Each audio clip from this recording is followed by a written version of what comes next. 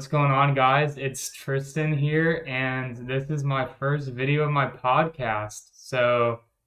Basically, the premise of what I'm going to be doing is every other Tuesday, I'll be dropping a video, and I'll be doing 3 topics per video. First 2 are usually going to be topics decided by me and what I want to talk about mostly. You'll usually get 1 sports topic per video because that's what I'm good at the most, I would say, and then 1 other random one. And then for the 3rd topic, we're actually going to have the people who watch the videos involved. So basically, you comment what you want to see me talk about, and the most liked comment will actually be featured on the next video as my 3rd topic. So I want to give you all a chance to hear what you want to hear about. So if people want to hear something about, I don't know, date functions or who they think is going to win the NBA Finals or just any topic, really, I'll be going over. So for today's video, I have my special guest, William Clay Neely. He is one of my friends from high school, who was one of the first people I actually met when I moved down to Tampa, if you want to give a quick introduction. Hi, guys. I'm actually the creator and host of Bucks Planet podcast, where probably most of you know me from my big fan base from that. I kind of get it around. I met Tristan in middle school, and then I said hi to him when I was walking my dogs, and he looked at me and said nothing back, said nothing. I was like, I hate this kid. And then we ended up running cross country together, and then he became tolerable. So that's pretty much my background. And I'm a big Bucks fan, obviously. Bucks Planet podcast. Tristan likes the Cowboys. They're mid. They're bad every year, essentially. I've won 4 playoff games, 25 years. So that's pretty much the standard that I'm having to deal with here. So it's not going to be too bad. So yeah, Will usually be on the podcast. He's probably going to be my most seen guest. I will have other guests if Will's unavailable, and maybe I'll even do a solo podcast every now and then. But for today's podcast, we're only going to be doing 2 topics since we don't have a 3rd topic, since I have not posted a previous video to get comments on. So today's 2 topics are going to be our division winner predictions for the NFL season. And our 2nd topic is going to be our fantasy sleepers and busts. We're going to have about 1 of each from each position. So to start off with topic 1, division winners, I'll give it to you, Will, to go ahead and start. Is there a specific division that we want to start with, or just any? Go through all of them and what you think. All right, so for AFC East, right, I'm going to definitely, this one's pretty easy. All right, we'll start with an easy one. The Bills are definitely going to win this division. They're considered the best team in the NFL. I don't really know why they're considered the best team in the NFL, because they didn't even make it past the divisional round last year, and their team stayed virtually the same, and now they're the best team. I mean, I don't get why the Rams aren't considered the best team in the NFL. In my opinion, it should go the Rams at number 1, pretty obviously so. Then, I don't know, maybe the Bill. I guess that's weird with the Packers not being that good anymore, but I guess it'd be like Bills, Chiefs, Bucks probably is how I would do it. But I mean, everyone's saying the Bills are the best team of all time, essentially. So I think that one's pretty easy. I mean, the only competition they really have there is the Dolphins, in my opinion. And I think the Dolphins are going to be really good this year, but I don't think they're going to win the division. I think they're going to be a solid, like, wild card team. The Patriots are not making the playoffs. They're not going to make wild card. They don't have an offensive coordinator. Bill Belichick's trying to call the offensive plays. And then it's like what do they call it? Like, it's like a coaching by committee offensive play calling, right? It's like you have Belichick, you have the old coach for the Giants, Joe Judge, you have Matt Patricia, and those are all 3 defensive coaches that are calling the plays. It doesn't make any sense when they didn't hire an offensive coordinator. And then obviously the Jets are not going to be good, even though they'll probably be a little bit better, but I mean, they're the Jets. They're just not going to be that good. So I'm definitely going to go with the Bills on the AFC East. Yeah, I'm basically the same with that. AFC East, I feel like it's a no-brainer. Bills, I do have winning the division as well. Dolphins, see, they signed Tyreek Hill, right? But I don't know how good he's going to do with Tua at quarterback. I haven't looked into Tua that much. I know that's more of your guy, Will. You really being an Alabama fan, you've seen Tua play. But I Yeah. just don't think he and Tyreek Hill are going to do good together. I think Jalen Waddle is still his number one guy that he should be going to. Patriots, also agree with that. I don't think they're going to be doing anything much with Mac Jones still at QB. He's a good QB, don't get me wrong, but they just don't have the necessary pieces and star power yet to be up at that higher level.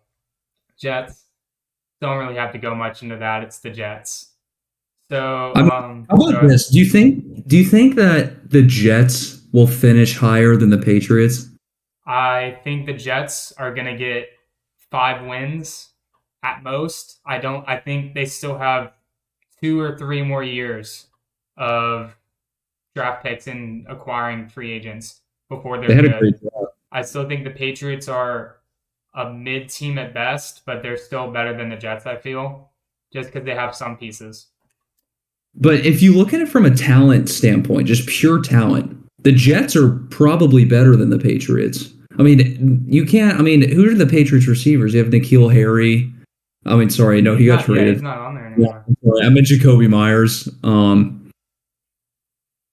What's I can't even think of the other guys' names. I If you wouldn't said say them, it's more so of a talent. I just think with their coaching, like even though they have the defensive coaches, I still think it is Bill Belichick. He is still like their guy. I don't know any of the coaching staff on the Jets yet. I don't think they're built to get wins yet. I think they still need a couple more years. that's true. It's just kind of interesting to see how the Jets have more talented players than the Patriots nowadays. Mm-hmm. Because the Patriots can't draft anymore. They used to be their thing. Now they can't draft a single good offensive player. Yeah. All right, so moving on, we're going to go to the AFC West, which is Raiders, Chiefs, Chargers, and Broncos. Very stacked division this year. There are lots of good teams. Almost all 4 of them have a chance of making the playoffs if they want to. The toughest one to pick. Yeah. For my top pick, I think the Raiders are going to win the division. I know that's kind of an oddball pick, but I think the Derek Carr, Devontae Adams connection is going to do good. I think you still have some of your defensive pieces still there, and I think the Raiders are going to be like a very sleeper team coming out of the AFC West. Second place, I have the Chargers, actually. I think Chargers have only gotten better. Justin Herbert's only getting better. Your offense is still top-notch with tons of stars. Defense is just as good, too. They just signed Derwin James to an extension. Third place, I have the Chiefs. They look good in the preseason game today against the Cowboys. Yeah, the Cowboys won that, of course, obviously. They're down 30 in the first half. Mm-hmm. Third place, I have the Chiefs. Patrick Mahomes is still there. Even without Tyreek Hill, they still have a couple pieces on offense and defense. And then last place, I have the Broncos. I really don't like the Russell Wilson signing that much. I don't think I know he's a big upgrade from Drew Lock, but I just still don't see the connection between him, Jerry Jeudy, and Courtland Sutton happening and giving them enough wins to make the playoffs this year. Why not? Because like everyone knows the whole Russ Wilson thing, like starting off so strong and then ending up just like MVP Russ first 6 weeks and then just straight downhill from there. I think Courtland Sutton and Jerry Jeudy still haven't been able to prove themselves, and I don't know if that's due to the QB play that they've had in the past or if they're just like not ready to be big-time wide receivers. Like some wide receivers have stepped up to that level, like Jalen Waddle last year. He stepped up in a bad QB situation, but I don't know if Jerry Jeudy and Courtland Sutton are going to be able to do that. Javonte Williams, I'm still not set on him being a running back 1. He did good last year, but I don't know if he's going to be able to repeat that. It's true. I mean, I think, okay, so my turn. I actually really like that you put the Raiders at 1 because like I kind of like the Raiders. I'm a big Derek Carr fan. I think he had to deal with a lot of stuff last year, and so I kind of felt bad for him. And I like Devontae Adams because he left Aaron Rodgers, and I hate Aaron Rodgers, so I like respect him for just ditching. Preach. Yeah, and so I respect that. However, I think the Raiders would win any division in this league, honestly, except this one. And probably the NFC South with the Bucks. But for my rankings, I'm going to have to go the Chiefs winning the division just because of the experience. I mean, you know, they have 5 big players last year, and like their whole like kind of mini dynasty of being like really good that were impactful for the team because they're a very top heavy team in terms of the talent. They rely on their top 5 players a lot more than the rest of the roster. And their top 5 players were Patrick Mahomes, obviously, Travis Kelce, Tyreek Hill, Tyrann Mathieu, and Chris Jones.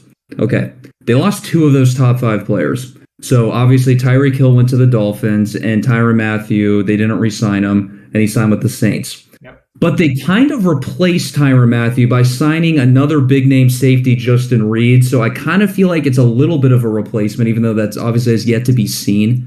But he is this proven starting good caliber safety in the NFL. So I'm going to kind of give him the benefit of the doubt there and say that they really just lost one of their big 5 players. But they ended up getting some decent receivers to kind of fill up the cap space that Tyreek Hill left them. Yeah, they got Juju.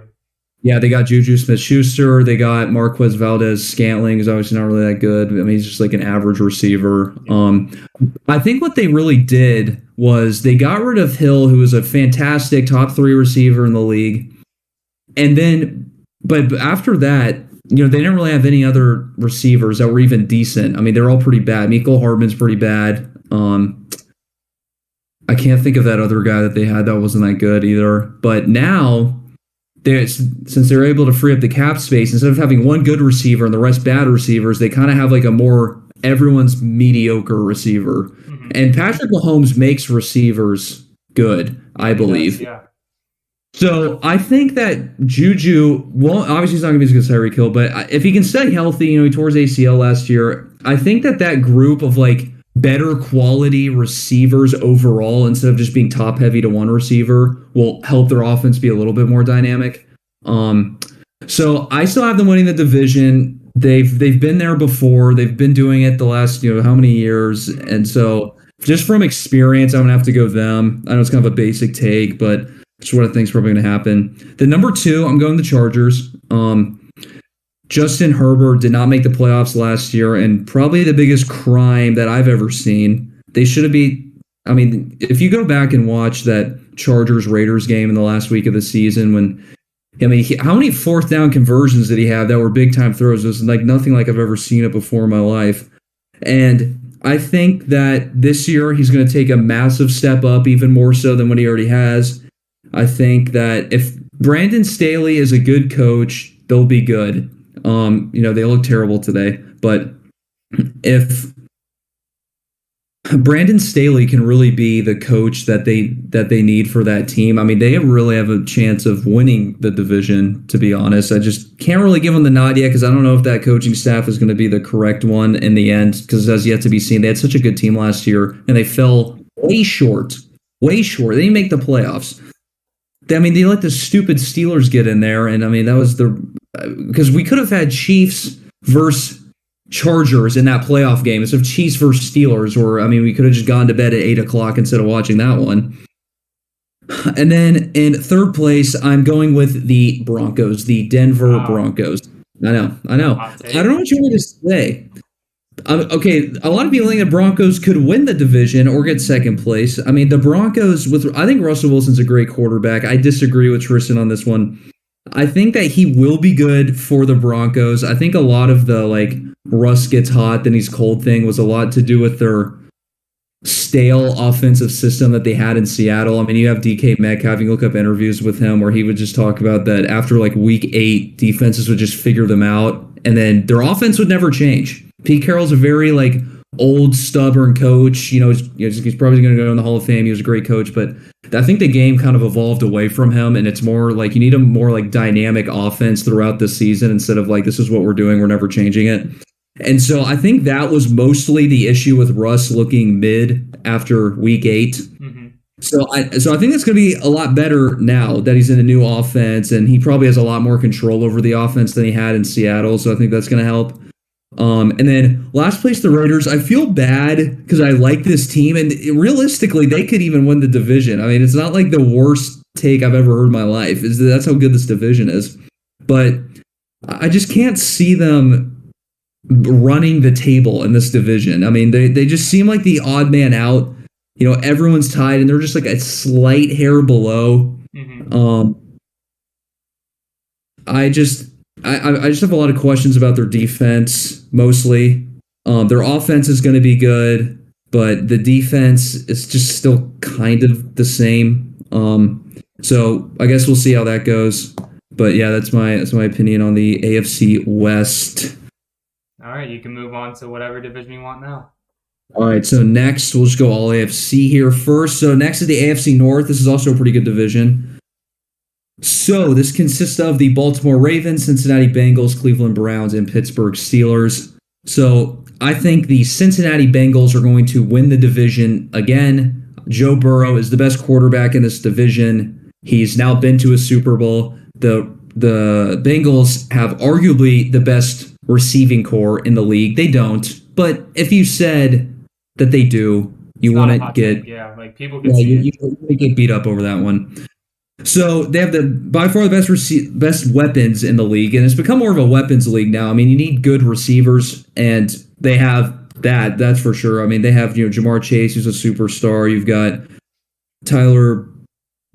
T. Higgins. They still have Tyler Boyd, right? And then they have Joe Mixon, a really good running back. Their offensive line is going to be better this year. They got two new offensive linemen. I can't remember their names. I know they got a new guard from Cowboys. Oh, yeah, they got Lyle Collins, and they signed Bucks starting guard Alex Kappa. So they got two new linemen, and Kappa's a good guard, so he'll be good for them. And so they're going to win the division. Then in second place, I'm going to go the Baltimore Ravens.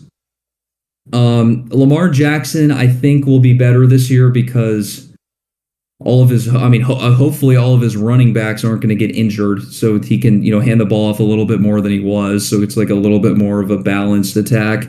And so just all him. Now, they got rid of Hollywood Brown. Okay, that's going to be an issue for him. And they didn't sign a single receiver. So now you have Rashad Bateman as their number one, who everyone seems sold on. I'm not sold. Do you know why? Because I don't really know him. I mean, when I watch Red Zone TV, okay, I don't watch the AFC as much as I watch the NFC because that's where my team is. Yep. But I watch Red Zone all the time. And how many times did I hear Rashad Bateman's name on Red Zone? I feel like not that many because I had to be reminded that he exists multiple times throughout the season. So I don't know. That's obviously like a very naive opinion, but I don't know about him. I don't know. Mark Andrews, very good tight end. That'll help him a lot. But I mean, the rest, he's gonna have no-name receivers again. That's just what it is. The offense is just gonna run through his running, and they're a very high-risk team because he runs all the time, and the more you run, the higher chance you get injured are. So if he goes down, then that's season over. I just can't give him the number one spot. So they're gonna go second place. Then in third place, I'm going to go Steelers. So the Pittsburgh Steelers have no quarterback this year. I mean, they have probably the worst QB room of all time. So currently, their options are Mitchell Trubisky, Kenny Pickett, and Mason Rudolph. Yep. Right, so now they drafted Kenny Pickett in the first round, and he looked good in the first preseason game. I don't think he's played in the second one yet. Or maybe he has. I haven't really followed it that much. And he looked good in the first preseason game, so I think that'll be good. But the issue is even though Ben Roethlisberger wasn't that good last year, he was at least a good game manager. He knew how to read defense as well. He knew how to run their offense well, And this year they're not going to have it. They're going to have Mitchell Trubisky, who we know is not good. He's average at best. But they have a good running back. They have Chase Claypool at receiver. They have Deontay Johnson at receiver. So they have two good receivers. Their defense is always well coached. They have good players on defense with T.J. Watt, Minka Fitzpatrick, etc. Got Najee Harris too. Yeah, Najee Harris at running back, and they have a good offensive line. So it's all kind of up in the air with them, but we know that they're not going to probably make the playoffs. They're not going to be that good. They don't have a quarterback. If you don't have a quarterback, you're not going to be good. And I would give them last place. In fact, I decided to switch that because of the Cleveland Browns situation, which leading into my last place pick, the Browns will get last place in this division because they're not going to have their starting quarterback for at least 11 games. I just read 5 minutes ago, right before this started, that they're actually thinking about challenging Deshaun Watson's 11-game suspension and making it even longer. So they already challenged the 6th game and made it 11 games. Now they're thinking about challenging the 11 games and upping it to the whole season. And let's just be honest here. They can do whatever they want to. Now there's the whole like, oh, the NFLPA can sue them, they'll never win. You look at every single case that's ever happened in the history of the NFL. The players union has never beat the NFL in a singular case.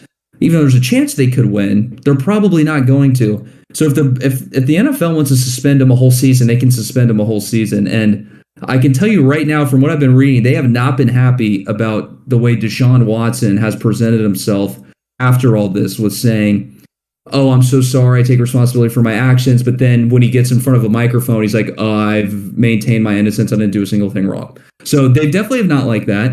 And they might just give him the death sentence and give him a full year, to be completely honest. But either way, if you get your starting quarterback in week 11, and I mean, who are they going to? They're going to have what, Jacoby Brissett starting or Josh Rosen starting, right? I mean, that's the two quarterbacks they have in the room. Now there's the rumors are going to trade for Jimmy Garoppolo, but I mean, that would be a complete mess in terms of cap space. You're paying Deshaun $40 million. Then you're going to bring in Garoppolo's like $30 million contract just to keep him for a year.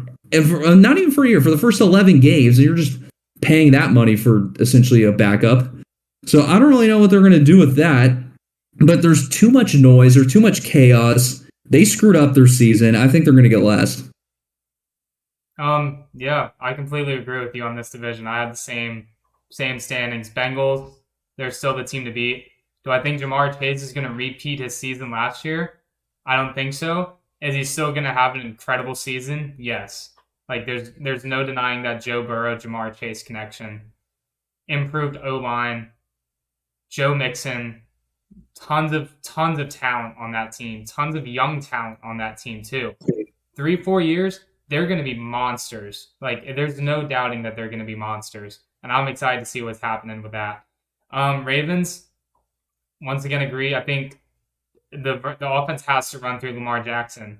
Whether you want to make him pass more to Mark Andrews and Rashad Bateman, probably a bottom 20 wide receiver 1. I don't think he's going to be able to step up into that wide receiver 1 role that Hollywood Brown was doing, even though Hollywood Brown himself wasn't even that decent of a wide receiver 1.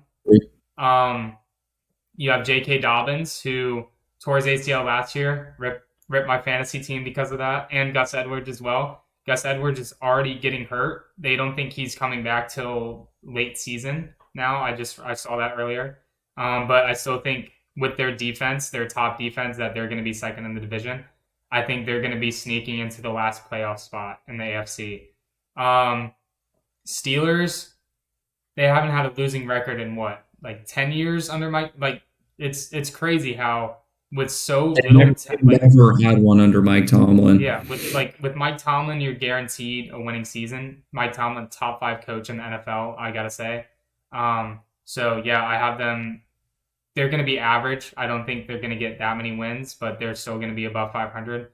And Browns, yeah, Deshaun Watson, like I get going after him with the thought that you'll get him back after week 6, but with it going up to week 11 now, like you can't really rely on the Browns to get that many wins with their QB situation. They have the easiest 4-game stretch to start the season, but with Jacoby Brissett at QB, are those games really that easy? Like you can't rely on that kind of QB to give you those wins, even if they're easy games. And here's the thing too. I think I read this. I might be wrong, but I don't even think they're going to play Deshaun Watson in the first game he's back. I heard that they might just like sit him as the backup for the first 2 games so he can learn the offense and get back into the rhythm of football. He hasn't played football in 2 years. Yeah. It's going to be 2.5 years by the time this comes around. Exactly. And they might not even play him in week 12 and 13. He might just sit the bench, and then now he's literally only going to play 3 or 4 games for you. And with Deshaun Watson, like, is he a top 10 QB when he was playing? Yeah, he was. But given such a long span of time of not playing, we don't know what he is. Yeah, getting put into a whole new offense. Like, Browns, they're a run-first offense through Nick Chubb. On the Texans, they were more of a pass-first offense, I feel like. So you're getting put into a whole new situation. It's also like they're just assuming that he's going to be as good, like right where he picked up. I mean, he might never We be. don't even know. Yeah, we don't know Right. his situation. Yeah. I mean, it's been 2.5 years. He might never get it back. I mean, that's a long time to be off. I know he's young, but you need reps. Yep. And, then then if you think about it, look at like this too. So he has 2.5 years off. Okay. And then he sits for the first 2 games when he comes back from suspension. Then he plays, 4 games? Okay. And then a whole nother offseason because assuming they're not going to make the playoffs. So then in a span of 3 years, he's only played 4 games. I don't understand. Yeah. No, I mean, I don't like the opinion that he's just consensus going to be top 5 when he comes back. Mm-hmm. All right. Finishing off the AFC with the AFC South, I'm kind of going to breeze through this one. I don't think there's much to argue. I think I have Titans winning the division again. I don't think any team in that division stands a chance against the Titans for winning it except the Colts, but I honestly don't see the Colts doing that much. They do have Matt Ryan at QB now. I don't know if he's going to be able to do well in that offense or not. I can't really tell. I haven't looked much into Matt Ryan, but I don't think he's going to be able to do as well with Ryan Tannehill and the Titans. And then Jags and Texans, I didn't even bother putting them in order. I think they're both going to be very bad still. I still think they're in their rebuilding phase. Trevor Lawrence, he's still growing. Will he be good soon? Yes. Will he be good this year? I still don't think so. I'm also going to have to go with the Titans, but just based off of coaching and then overall quality of roster. Now with the Colts, it's funny that all these Tom Brady set a precedent of you can leave and have success, so I want to do that, right? Matt Ryan wants to leave late in his career. Matthew Stafford wanted to leave late in his career. Then you have Deshaun Watson wants to leave. Now Russell Wilson wants to leave late in his career. And so it kind of started the standard of, it's not impossible late in my career to leave a team, go to a new team and be successful because I'm just kind of bored with complacency of where I am currently. But with that being said, I mean, Matt Ryan will be a good game manager for them, but realistically, I mean, Carson Wentz might have been the better option for them because even though he plays a little bit more reckless. It's, kind of gunslinger. I feel like that would maybe be a little bit more of a fit for them than Matt Ryan, who's just going to do the most basic things ever. And I understand now they're the best running back in the league. So it's like, okay, all we need them to do is hand the ball off and not turn the ball over. But I feel like they need a little bit more. I don't think they're that good. They're not the Browns. They can't just hand the ball off and be like, yeah, we're so good. You just have to hand the ball off. It's like, all right, I don't think you are. So the Colts will get second. Then I'm going to go Jaguars third. I actually think Trevor Lawrence is going to be good this year. He's definitely going to take a step up. I've been seeing some of the third. He's a good quarterback. He just needs to have a better team, a better coach. In the game last night, I will say. I looked at his stats, and he seemed to be doing pretty good. He hits good throws. I mean, he has an arm. Like honestly, he has a really good arm. And then the Texans are getting last because they have the worst head coach, in my opinion, in the history of the NFL. I think Lovie Smith. Head coach again? Sorry. Lovie Smith. Yep. Terrible. My old Tampa Bay Buccaneers head coach, and I hated this guy. He ruined 2 years of my life. I was in middle school, and it was 7th and 8th grade. It was the worst 2 years of all time. And it was awful. He's the worst head coach. And then, I don't understand this. So he's the head coach of the Bears. Okay, he goes to a Super Bowl. They think he's good. Then he peters out because he doesn't change his defense or anything because he doesn't know how to. He gets fired. Then we pick him up. He doesn't change his defense. Defense is awful. One of the worst in the NFL. He gets fired. Then he becomes the head coach again at University of Illinois, where he coached for 8 years with the Chicago Bears. He has all connections to Illinois. He only got that job because his whole family's there. Which, by the way, his son's in prison for human trafficking. So that's just another interesting. Reasonable. That for trafficking them in Tampa when he was our coach, whatever, and. So he basically, Lovie Smith only gets the Illinois job because of connections and he's so established in that city and that state.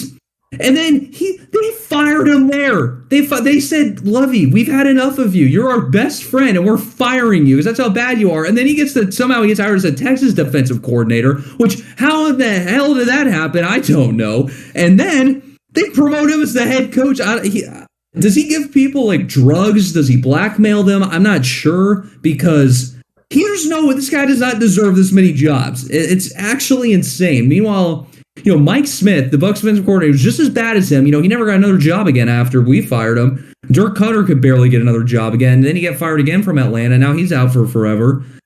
I don't understand how he keeps getting jobs, but somehow he does. And now he's the head coach of the Texans. It's going to be the same thing. He's going to be the worst head coach in the league. They're going to finish last in an already pretty bad division.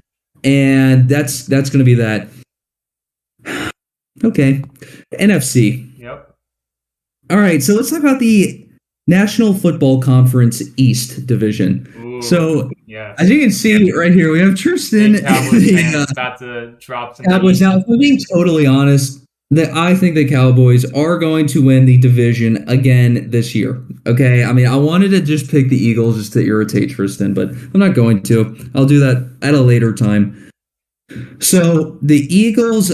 So I think the Cowboys are going to be one again. They've been doing it the last few years. Their team did get worse. They have a worse team this year than they did last year. They lost some offensive linemen. They lost Amari Cooper, and they didn't sign anyone. So they didn't replace them. They had a very odd draft, to say the least, where Jerry Jones infamously showed his draft sheet that was like really weird. So I think it's going to go Cowboys, Eagles, Washington Commanders. They have Carson Wentz. I think they'll be a little bit better than they were last year. Their defense is well coached. They have a decent defense since they hired Ron Rivera.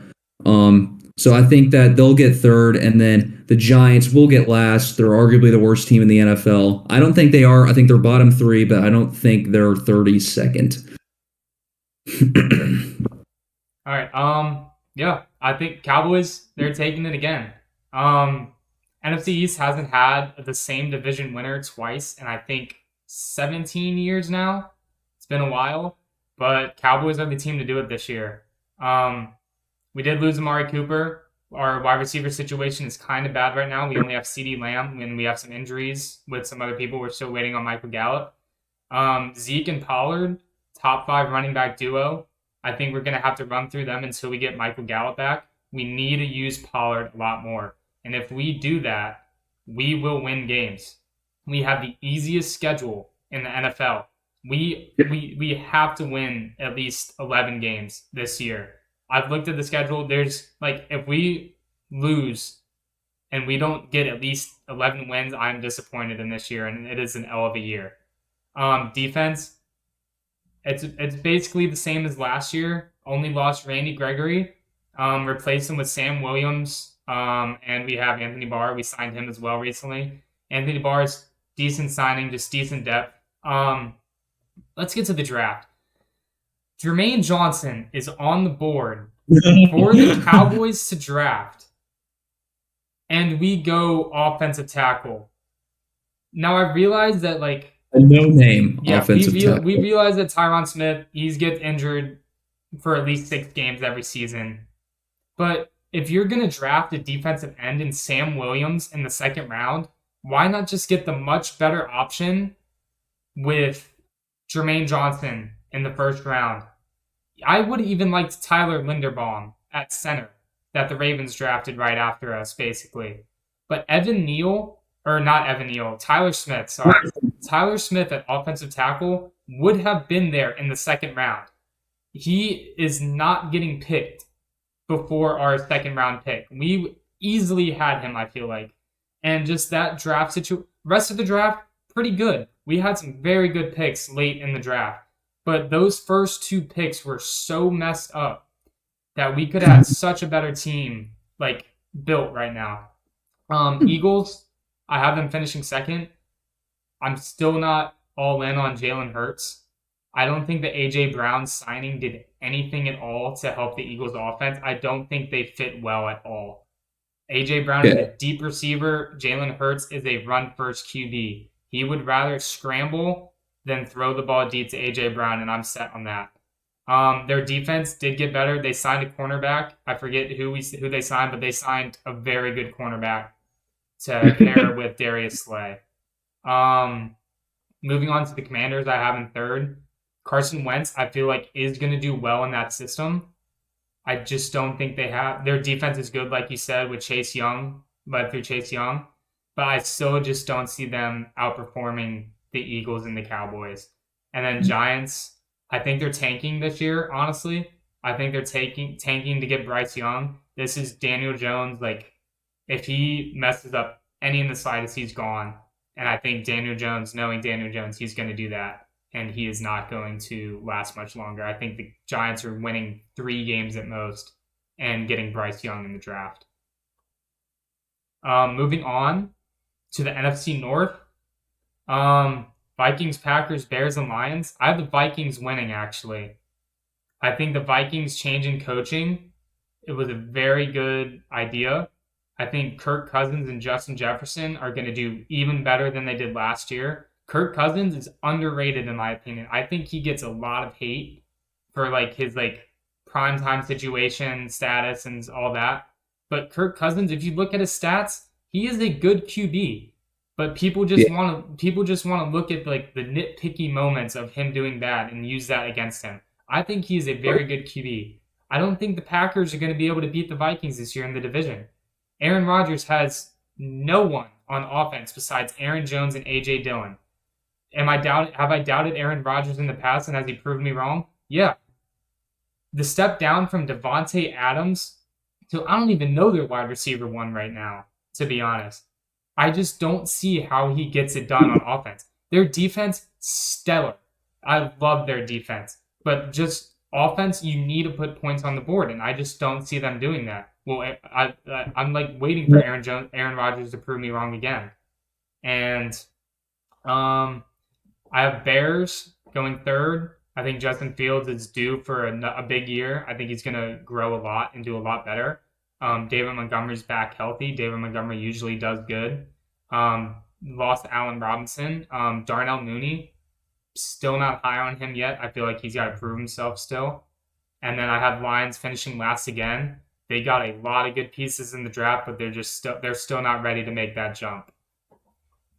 All right, so this is a tough one because it's just hard to pick the Vikings to be the winner of this division over the Packers. I'm still going to go the Packers to win the division because even though their offense will get worse, I mean, we see Aaron Rodgers when he doesn't have any receiver he trusts.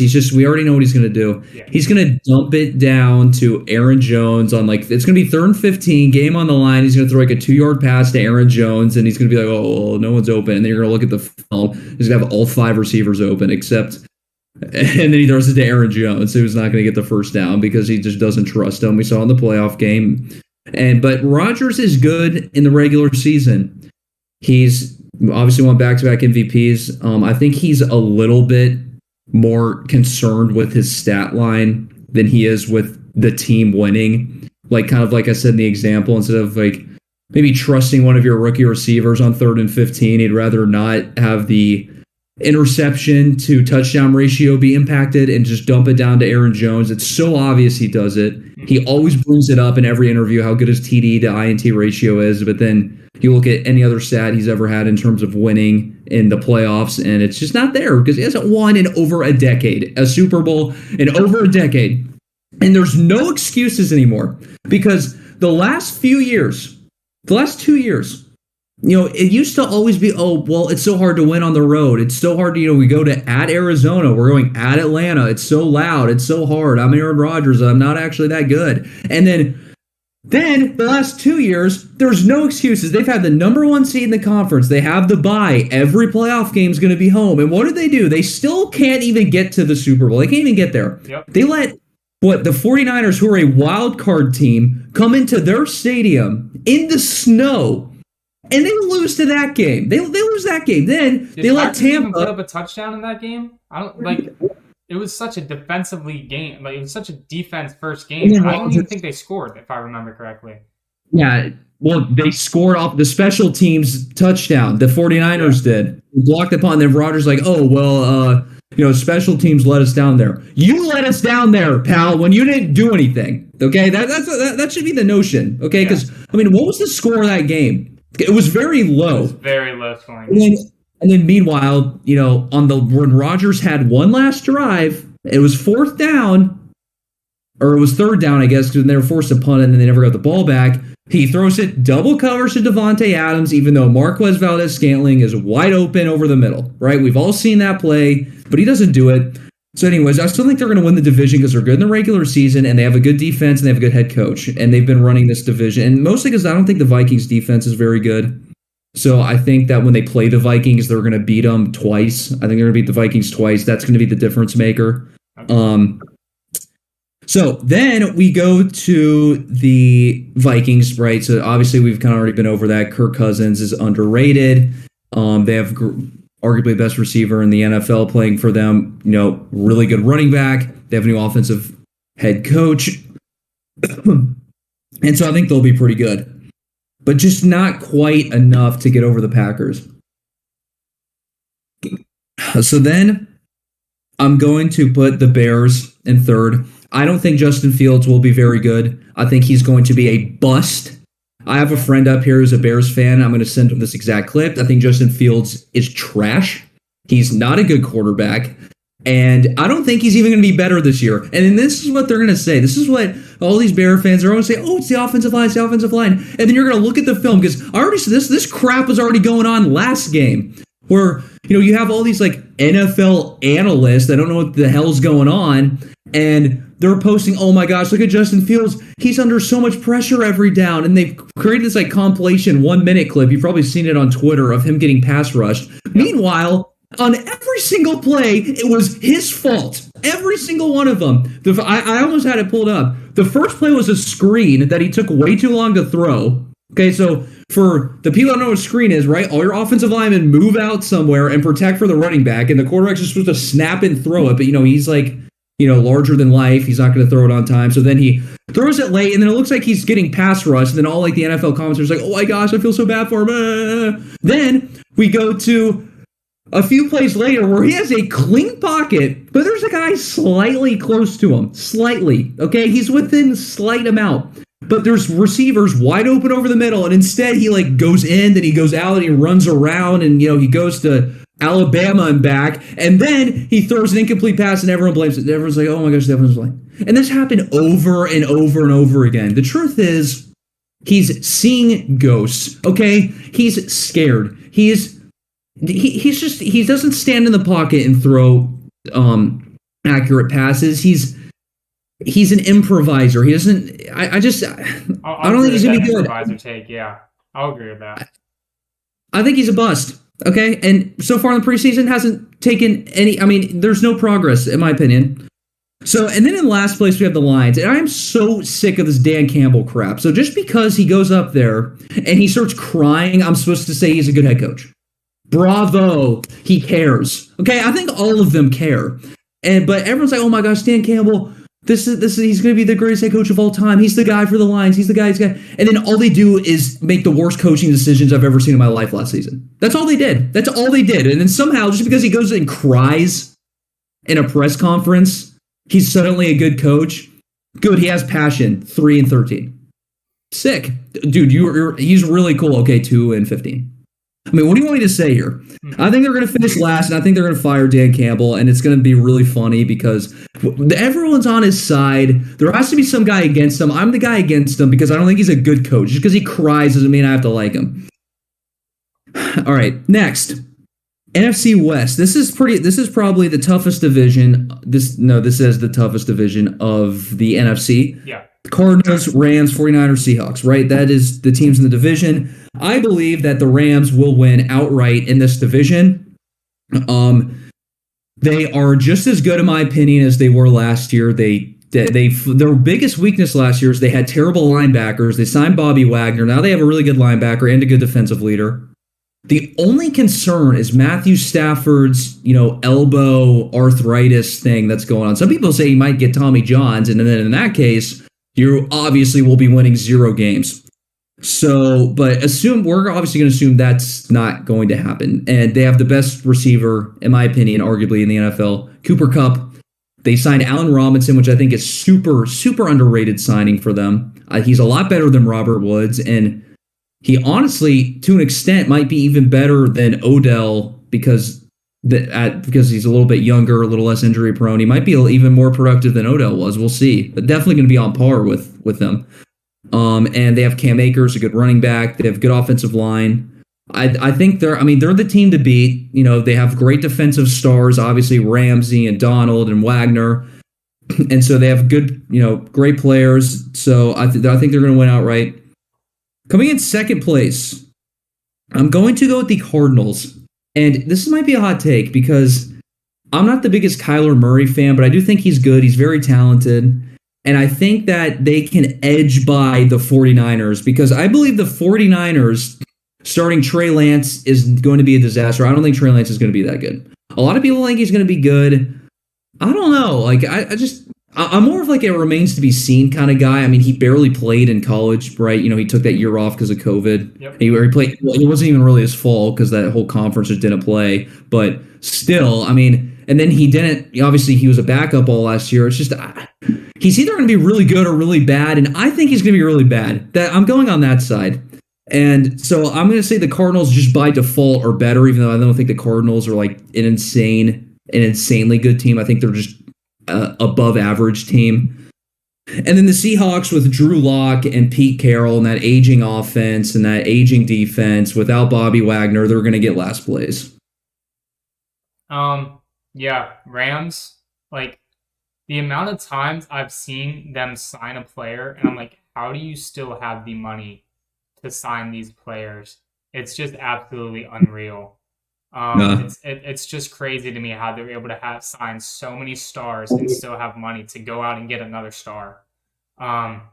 Matthew Stafford, from what I've heard, it's basically kind of like the same injury Dak Prescott was going through last year. Everyone was so scared when Dak was talking about his elbow pain. Came in, had an amazing season. I think Stafford should be fine to go by week 1, and I think Rams, honestly, I think they win at least 4 more games than the next person in their division. Second place, I'm going to go with the Niners. I think Trey Lance is going to have his good year. I think he's not going to have the bad year like you're saying. I think he's going to do the opposite. Like you said, it is a coin flip on if he's going to do good or bad, and I'm going to say he's going to do good. He has George Kittle there. He has Elijah Mitchell, Deebo Samuel. Everyone was scared that he was going to leave. They thought he was going to get traded away, and they went and they signed him to an extension. So I think Deebo Samuel, with him being there, if Deebo Samuel's not there, I obviously have the Cardinals ahead of him. But with Deebo Samuel there and their defense, you still have Fred Warner. You have he's very good, and you have Nick Bosa, right? No, yes, Nick Bosa. Yeah. He's very good as well. Cardinals, I have him third. Kyler Murray, decent QB. Everyone says he's like very good, top 8. I just don't see it. He hasn't proven it. He had DeAndre Hopkins, yeah. I just don't see it. I just don't see him doing that good through Kyler Murray. I feel like they need a better QB, and they're not going to do it because they're going to ride with Kyler Murray until he in his later stages of life. And Seahawks perfectly said it. I mean, Drew Lock, he is a GOAT. I will say I love Drew Lock, but it's the Seahawks. Come on, like they're not going to do good. And finally, last division, we have the NFC South. I have the Saints winning. No, you don't. No, you don't. I have the Saints winning the division. Don't. Saints did amazing with Jameis Winston at the beginning of the season. They were 4-1 before he got injured. Defense still crazy. Signed Tyrann Matthew. He's going to be instant help for that defense. Already star-studded defense. Michael Thomas finally going to be back healthy. I feel like he's finally coming back. Said that last year, didn't happen. It's going to happen this year. Their draft pick Chris Olave, I don't know how to say his name. I feel like he's going to do good as well.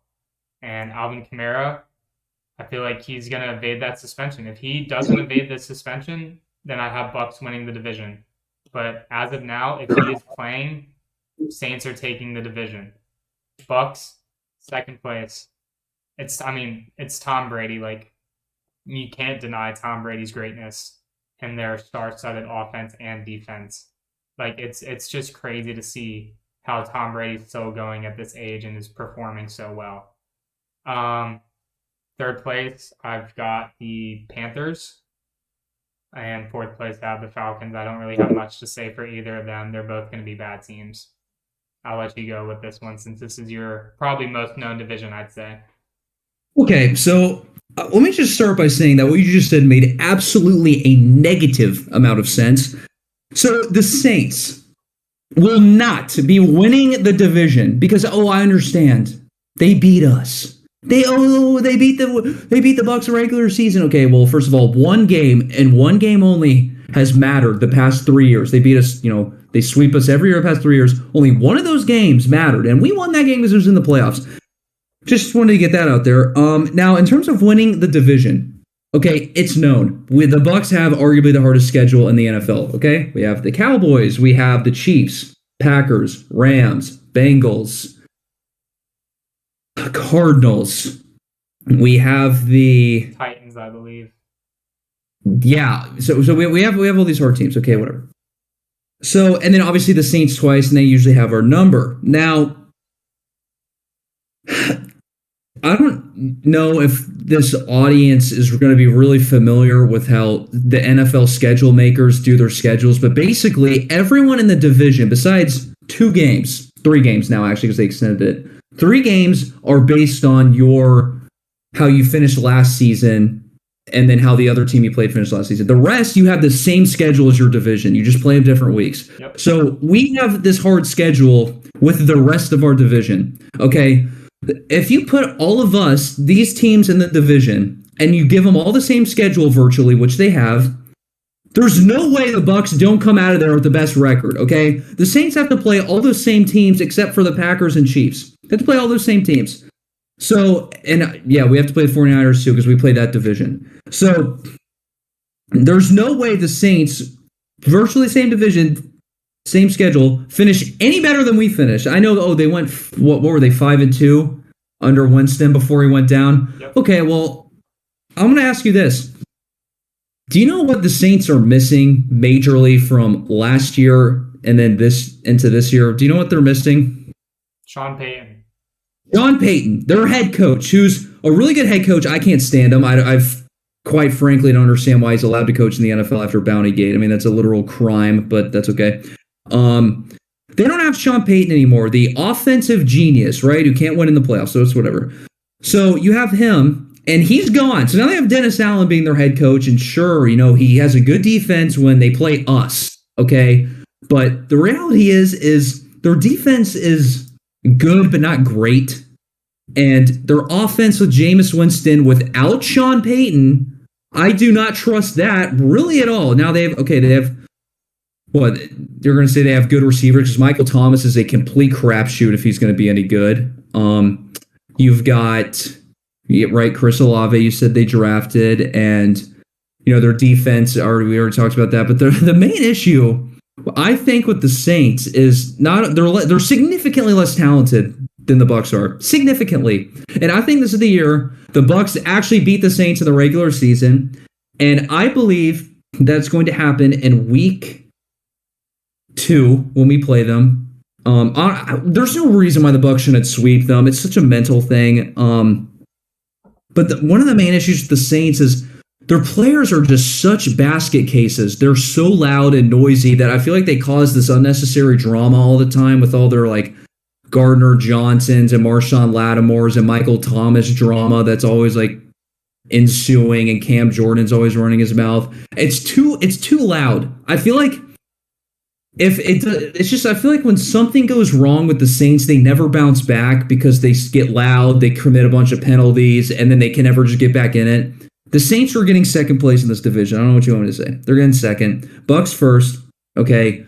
Again, you gave us all the same schedule of hard teams. There's no way we're not the one that come out on top. There's just a 0% chance. So Bucs 1, Saints 2. The Panthers with Baker Mayfield, they're going to be awful, obviously, but Baker's not horrible. He's just bad. He's not horrible. And so they'll be third. And then in my opinion, the Falcons are the worst team in the NFL. The Falcons and the Texans are the worst team in the NFL. Marcus Mariota is the worst starting quarterback in the NFL currently.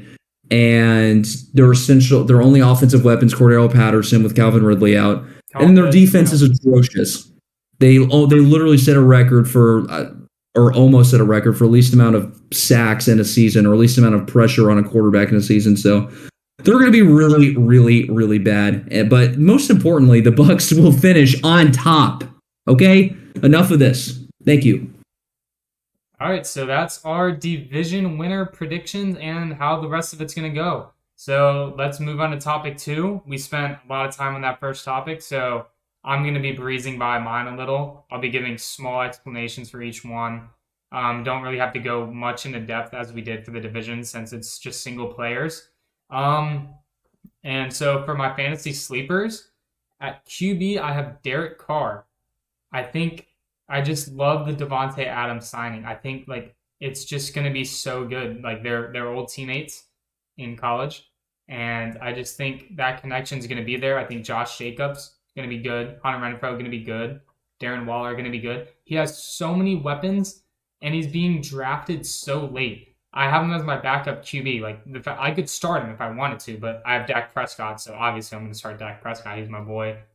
Top 5 QB in the NFL. Gotta put it out there. He's crazy.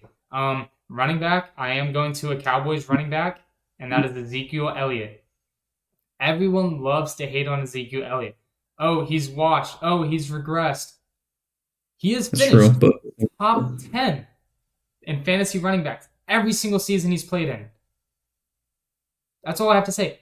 You can't say he's washed as he's dropping 1,000 yards and I think it was 8 touchdowns last season. That's absurd.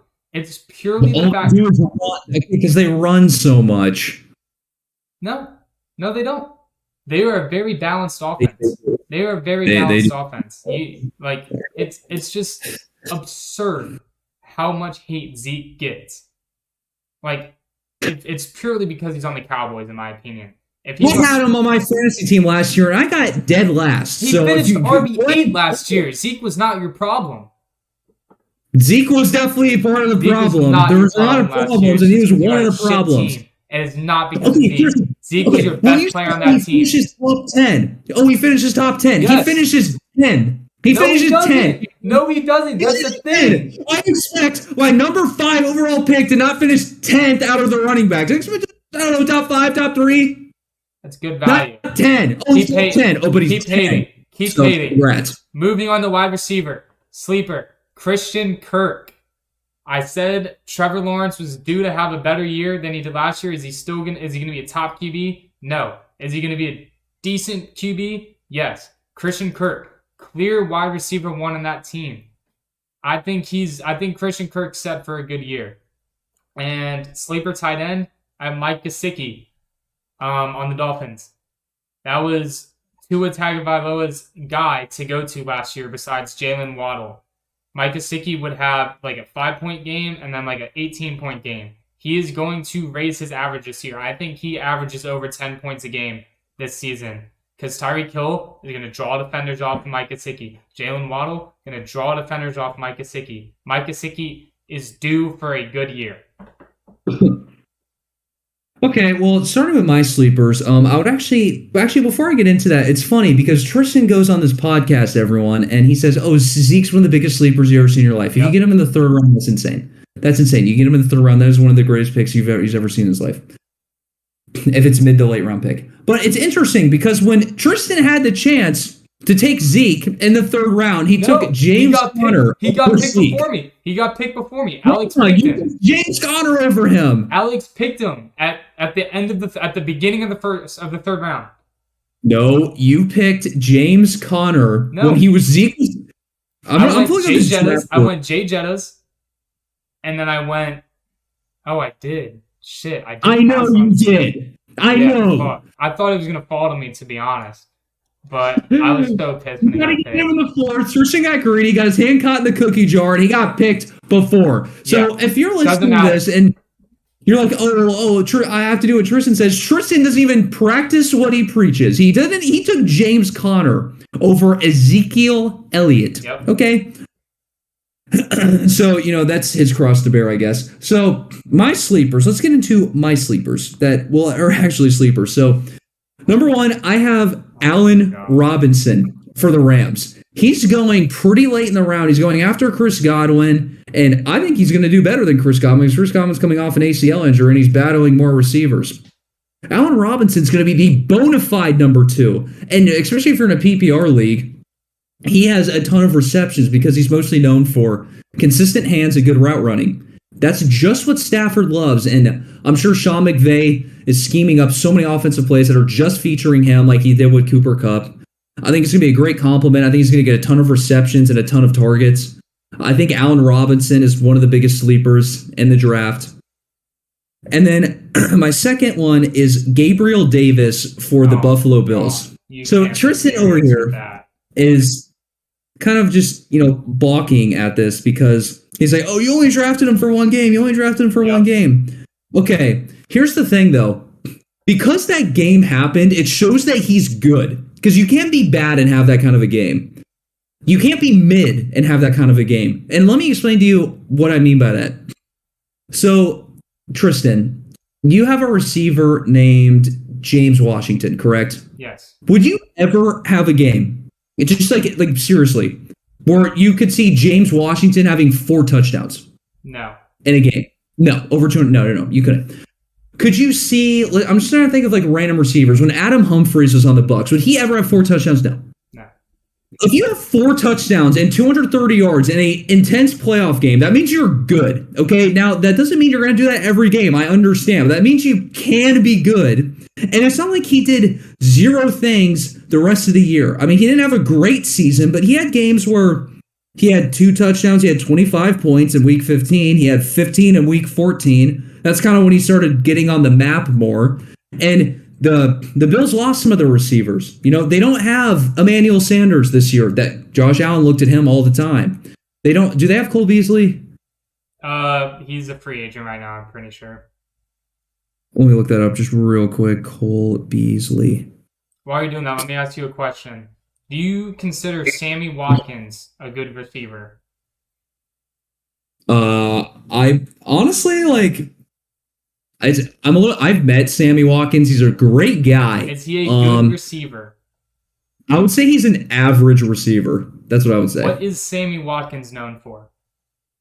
Sammy Watkins is also a big-bodied receiver where Gabriel Davis is a speedster with good hands. Watkins has his first 2 weeks in the NFL. He always has breakout games. And then he is mid for the rest of the year. That is what I'm thinking Gabriel Davis is going to do. Gabriel Davis will not repeat that single game that he had. So let's listen to this. So you have Emmanuel Sanders left. I just looked. Cole Beasley left. Okay, he targeted how many? He threw to Cole Beasley a lot. Cole Beasley was not a free agent in most leagues. So now you have Stephon Diggs, who's the number 2. Gabriel Davis is. And guess what? Now they know how good he can be. He's going to be schemed up because he got hot towards the end. I told you, week 14, week 15, he's getting 15, 25 points a game. Okay? And by a game, I mean he did that only twice. But still, it was towards the end of the season. He got injured, so whatever. And I believe that his target share is going to go way up because they're going to throw the ball just as much as they did because they can't run the ball. They don't like running the ball. They're not that good at running the ball. So now it's Dawson Knox, Stephon Diggs, and Gabriel Davis. And Josh Allen, a lot of people are picking him to win MVP. This is his year. This is the Bills' year. If this is truly the Bills' year, Gabriel Davis will be a massive fantasy ad.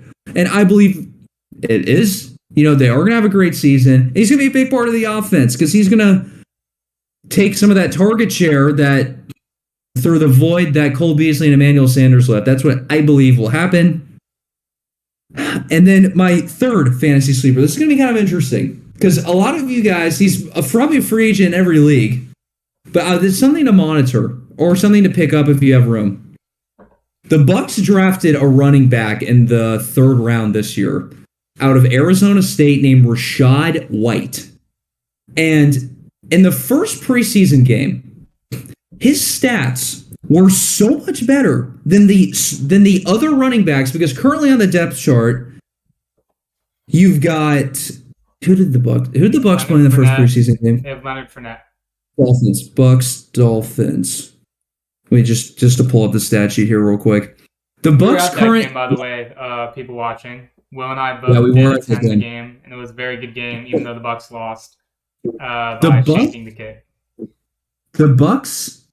Current running back depth chart is going Leonard Fournette, obviously number 1. Keyshawn Vaughn at 2 because Ron Jones left. Bye bye. Good riddance. Keyshawn's not good. Keyshawn Vaughn at 2. Keyshawn Vaughn at 2. Who if you guys are unfamiliar with Bucks Planet podcast, I'm very unhappy with that individual. And then Rachaad White has been listed as the number 3 guy, and then Giovanni Bernard's kind of sprinkled in there as like the third down guy. Okay. Keyshawn Vaughn sucks. He's bad in the preseason. He's bad in practice. He's only good at special teams, essentially. He's shown 0 things to this organization that he can be even a number 2, to be honest. I mean, his goal this preseason was just to show anything, signs of life, and they're not there. And meanwhile, you have Rachaad White, who I'm going to read you the Bucks carries in the Dolphins preseason game. Now, he didn't have a great game in the game that they played yesterday. He only averaged 3.2 yards per carry, but the offense scored 3 points the whole night. The whole offense had bad stats. So it's not really that fair, in my opinion, to look, because we lost our offensive lineman, torn ACL. There's like weirdness going on. So we have Rachaad White in the first preseason game. Or I'll start with Vaughn, because he was listed as the starter. So 10 carries for 19 yards, averaging 1.9 yards per carry. Then Giovanni Bernard, 7 carries for 19 yards, averaging 2.7 yards per carry. And by the way, Vaughn and Giovanni Bernard played way before Rachaad White did, so meaning they had better offensive lines to run behind. And then Kenyon Barner, he's not going to make the team, so we're not going to talk about him, but he averaged 2.6, which is even more than Keyshawn Vaughn with a worse offensive line, so that's embarrassing. And then Rachaad White had 7 carries for 32 yards, averaging 4.6 yards per carry.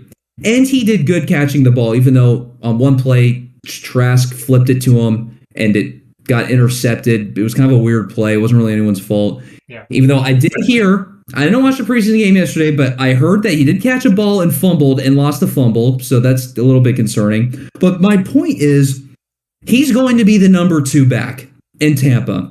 And now I know we don't run the ball that much, but Rachaad White was drafted out of college to be the pass-catching running back that the Bucs offense has desperately needed since Brady's been here, because Brady likes to throw the ball to running backs, and we don't have running backs that are known for catching. Leonard Fournette's gotten a lot better at it, that's true, but he's not great at it. Rachaad White, I believe, will be the pass-catching back that Brady needs. I know they brought in Giovanni Bernard, who's supposed to be the pass-catching, but he's been, kind of banged up. He hasn't been that good. He wasn't really as advertised. We only brought him back because it was just pennies on the dollar, really. I mean, he's basically playing for free. Yeah. In terms of NFL salary standpoints.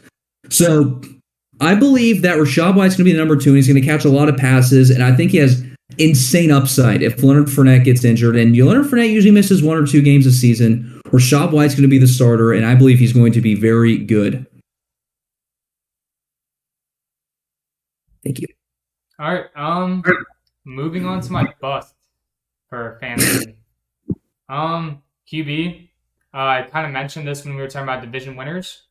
I have Aaron Rodgers as a bust this year. He's going right around Kyler Murray, Dak Prescott, Russell Wilson. I take Dak Prescott and Russell Wilson over Aaron Rodgers in that scenario. Just there's just no one on offense for Aaron Rodgers to go to besides Aaron Jones. I just don't possibly see how you can take Aaron Rodgers over Dak Prescott and Russell Wilson when they have much more talent on the offense.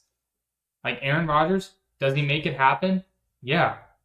But I just can't see how he makes it happen this year. I've been saying that the whole video. I just don't see how he does it.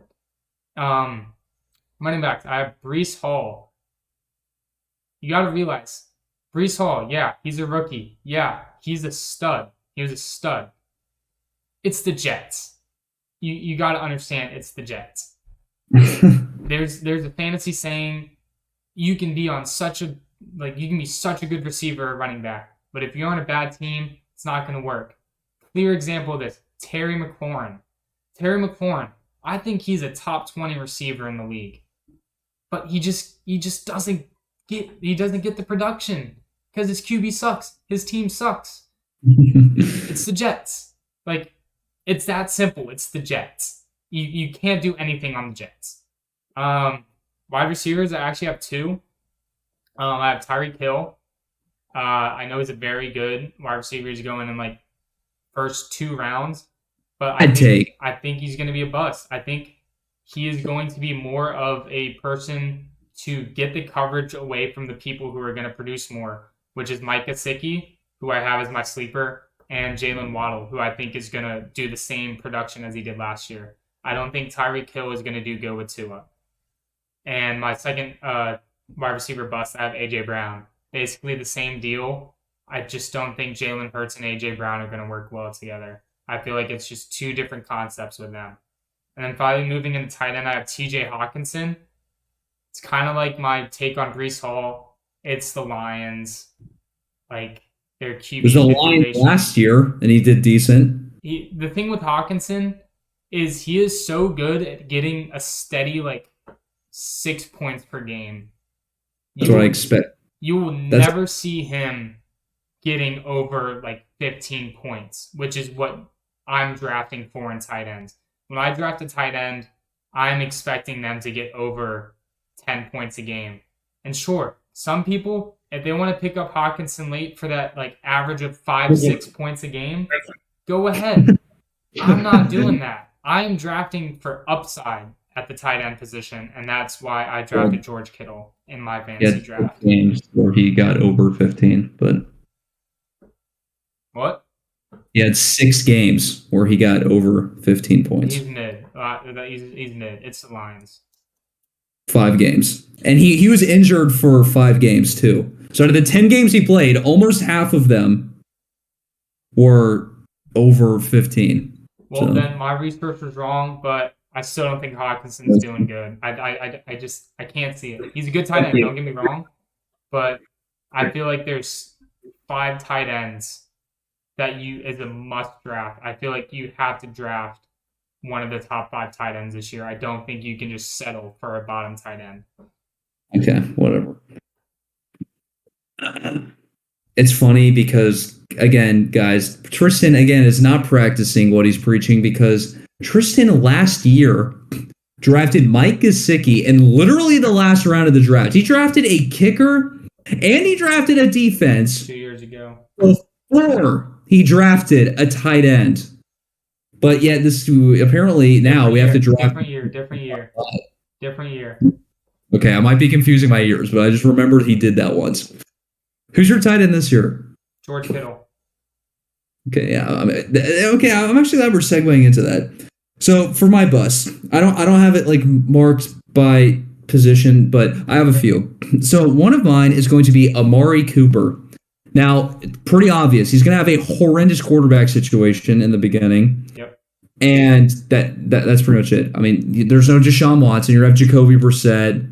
I mean, I don't really just see him doing well at all. I mean, anyone in that offense besides Nick Chubb, in my opinion. I think Kareem Hunt's also one of my busts because, he requested a trade and they're not going to grant it, which means he's going to be disgruntled. And every time a player is disgruntled with the team, they never do well.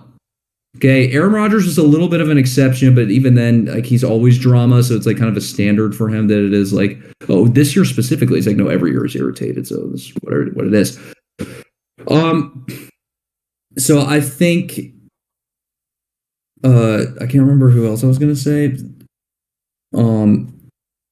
I think the Browns offense is just not going to be that good, personally. So therefore their receivers, their running backs, right? But I think Nick Chubb will still do good because he's just going to get force fed the ball so much because he's going to be by far their best offensive player. Yeah. I think that Rashad Bateman won't be as good as people say. Again, he just has to prove it. And I just haven't really seen anything that says he's the wide receiver one. And then I think that George Kittle will be a bust. And I'll tell you why. Wow. How many games has George Kittle played over the past 2 years? He is injury prone. He's very injury prone. And again, I'm of the opinion that Trey Lance will be bad. Yep. And if Trey Lance is bad, that means George Kittle will be bad. So I'm kind of sinking with the ship on this one. I think George Kittle is not going to be as good as where he's getting drafted. I think he'll still be good, but he's so injury prone because he plays so physical. There's a massive question mark at quarterback, and I don't think he's going to be as good as what people are advertising him as. By the way, I don't actually hate your Ezekiel Elliott sleeper pick. Thank you. Just so you know. Thank you. I've been earlier. Zeke is a must pick. Late third Okay, it's round. not a must pick, but it's not the worst take I've ever heard. Okay. I mean, if it was a must pick, then you would have picked him, but you didn't. So. All right.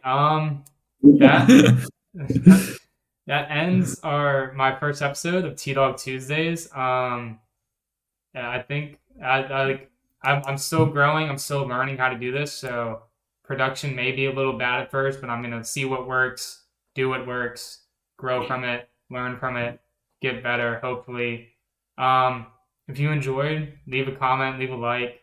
Like I said, one of my topics is the most liked comment on my video. So for 2 Tuesdays from now, if you want to see your topic on my podcast, like drop a like, drop a comment. I mean, send it to your friends and have them like your comment. I don't know, do anything. It doesn't matter to me.